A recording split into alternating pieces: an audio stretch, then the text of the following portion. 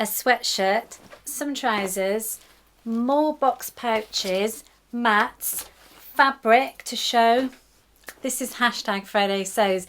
Thank you so much for joining me in my sewing room today. My name is Carole, and a huge thank you to Jen from Today in Jen's Sewing Room for starting the hashtag Friday Sews, where we just sit and report to you what our week's been like in the sewing room.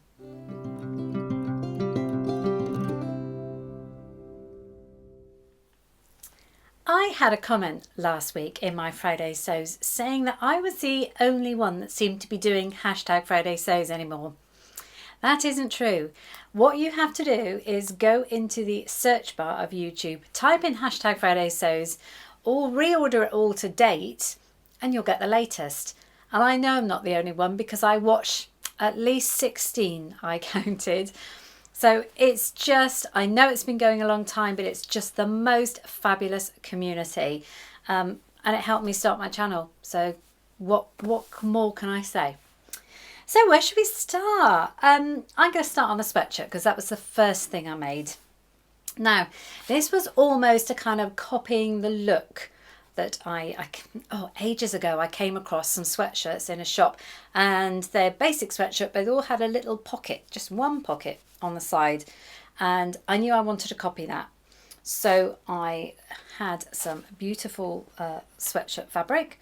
It's got the dots of different colours in, and I dug out good old Simplicity 8529, which actually is a Sew House 7 pattern, kind of similar to the toaster sweater.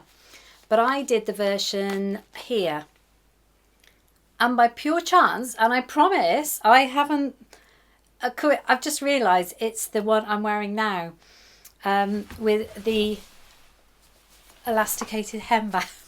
That is pure coincidence. Yes, so I made this in the green sweatshirt, but I added a pocket. And I don't know, it's given it kind of a modern twist. So as you can see, you've just got one pocket. Now, this was a rectangle. I don't think I even measured it, but I just put it on as you would do normally, just above the hemband, which is where I seem to see them. Pretty straightforward. You've got some cuffs there. I did use cuffing rather than use the fabric itself, but I used the fabric itself for the hemband on the bottom.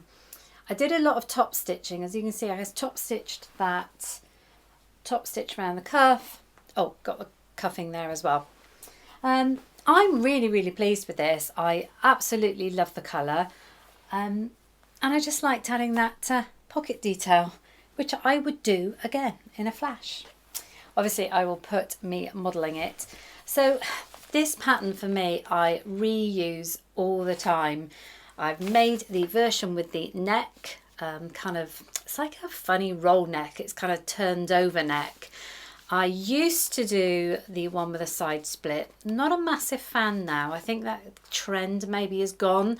But yeah, so I made this a while ago, and this is in a strange square knit. It's peculiar. But yeah, so I made that, and I'm really happy with that. Can't wait to get wearing that. Now I've shown you, I can wear things. I never wear things until I've shown you. And then sort of almost all on the Friday afternoon, I think, yeah, can I finally wear those things now? Second thing I made garment-wise this week was a pair of trousers. Now I had this kind of grey Ponte, which I picked up locally. As you can see, it got lines. Yeah, there you go. You can see it there. It's got lines. And I thought I would make myself another kind of comfy pair of trousers. Now, I made a lot of the Parker Ponte pants last year, the year before. I made a plain navy one, and that actually was in collaboration with Izzy from Dizzy Quilts and Sews, quite a long time ago now. I then made a couple more last year where I tailored them to look like a pair of trousers I'd seen online, added sort of a kind of a button detail and two little pockets on the front. I made those too short. They annoy me because they're a little bit short, or they did shrink. So I thought I would just extend this and I would just make them exactly as they were. So Parker Ponte pant, there we go, fairly straightforward.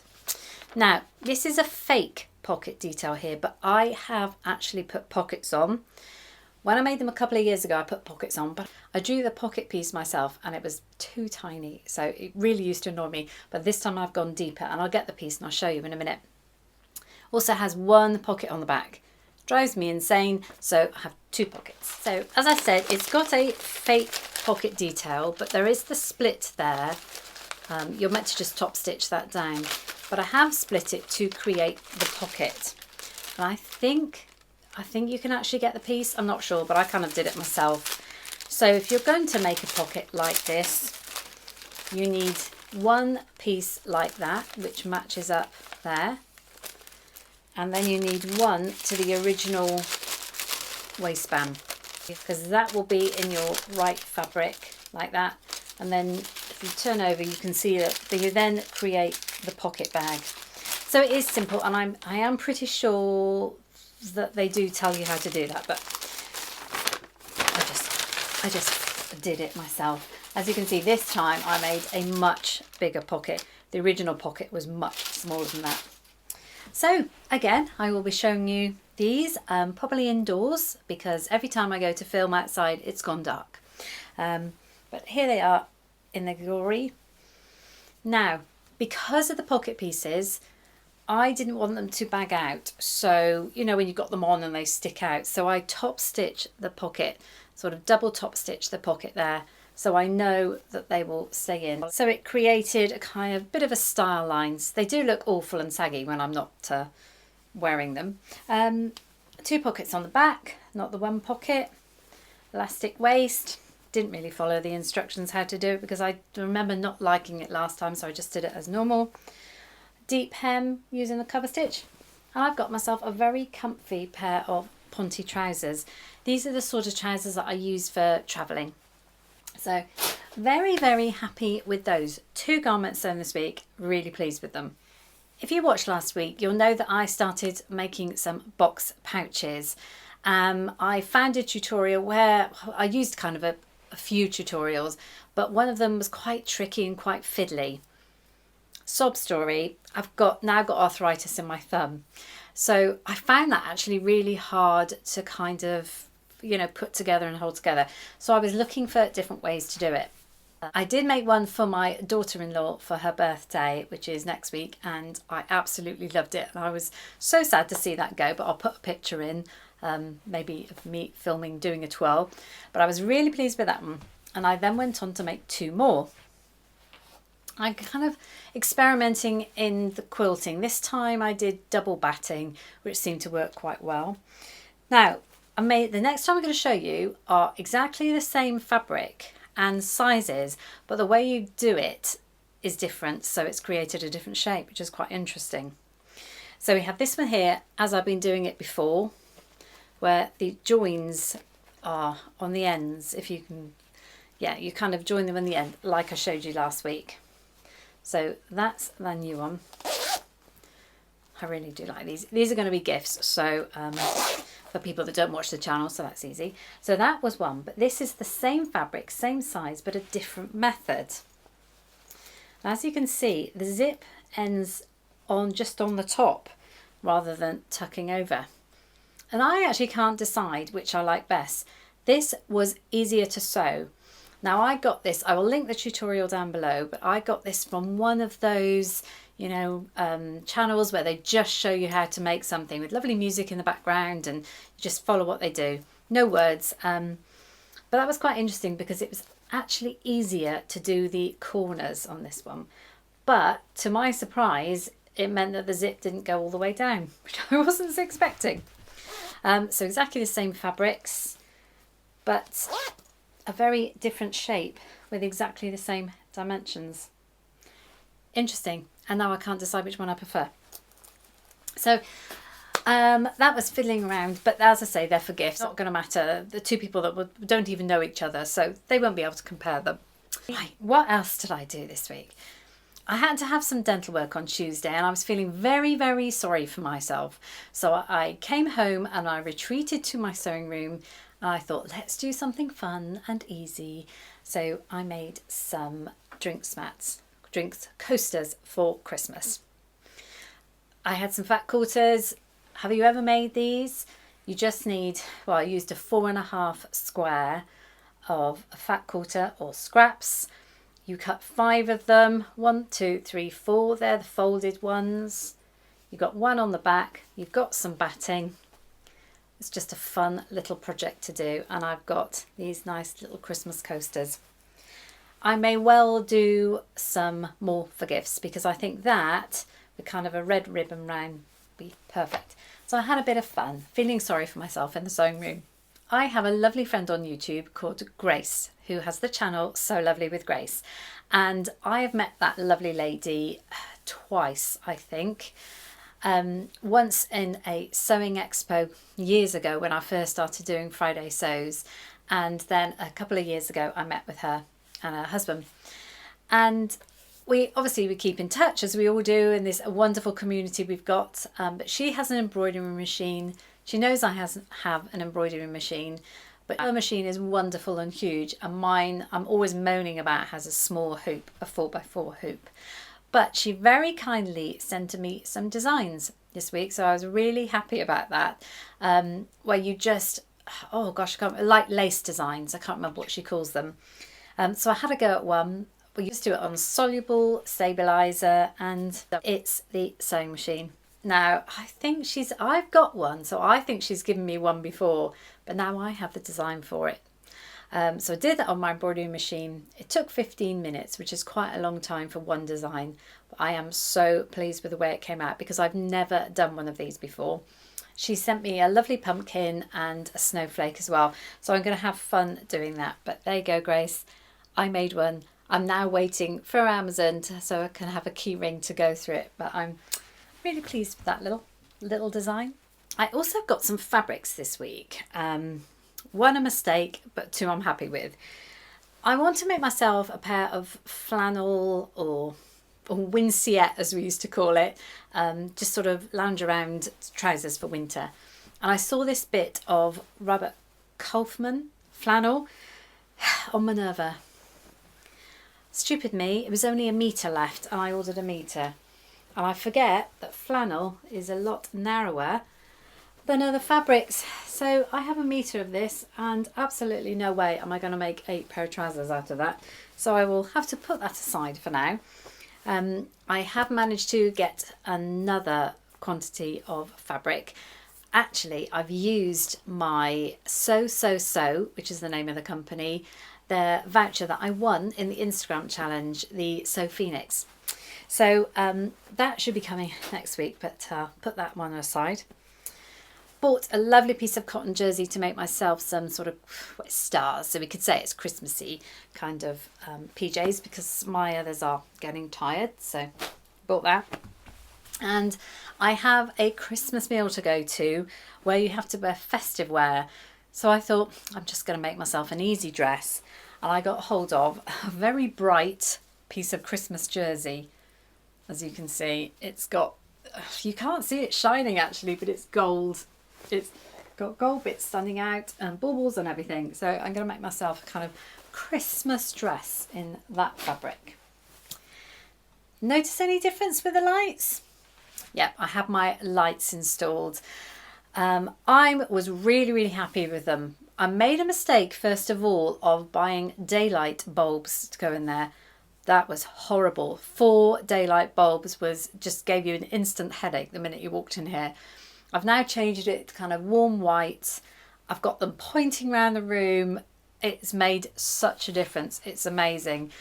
Before I'd have in all the corners of the room, I'd have a little light here and a little light over here for I was ironing and a light over here. Now, because I've got the 4 and I can point it in all the directions, it is so much better, but not the daylight bulbs. I did make a couple of other things this week, and that was just some basic quilted table mats. I cut these out a good few weeks ago now, and I finally got around, and they're down on the table, but I'll put a picture in of the autumn table mats because it's going to be Christmassy before long. So I just literally rectangles, you know, sewn inside out, turned them the right side, did a few kind of wiggles here and there, and there we go, my table mats. This is my Friday Sews book. I've had from the beginning, and in here I have noted down, I always note down Friday Sews. I think I showed it to you a few weeks ago actually, what I've said in the past, and I actually use it as quite a good reference book. There's a lot of history in this, but I have now come to the last page. I've got some notes written on the other 2 pages, which is annoying, but the last page. So I've had to order a new book. So on to the new book. Plain, sadly, not as pretty as this one. I can always decorate it like you used to do at school. In England, we used to have to decorate our new exercise books in September, and it always used to be old wallpaper or wood chip paper. I don't know why we did that, but we always had to cover them, so I suppose they last longer. Do you remember doing that? Maybe I should do it with this. Who knows? I've got a whole load of pages here to fill with Friday Sews. I'd like to think I'll get to the end, but who knows, because this is 3.5 years worth. Who knows? We shall have to see. If you can see some fabric behind me, it is going to be a Lutterloh dress. This week I put out one of my Lutterloh videos, and now I appreciate that it's not everyone's cup of tea. It's a system that my mum, pattern drawing system that my mum gave me, that she bought back in the 70s. Didn't use a lot, so she passed it on to me. So I did a video this week. There are a lot of people that are very fond of Lutterloh videos, which is why I still do them.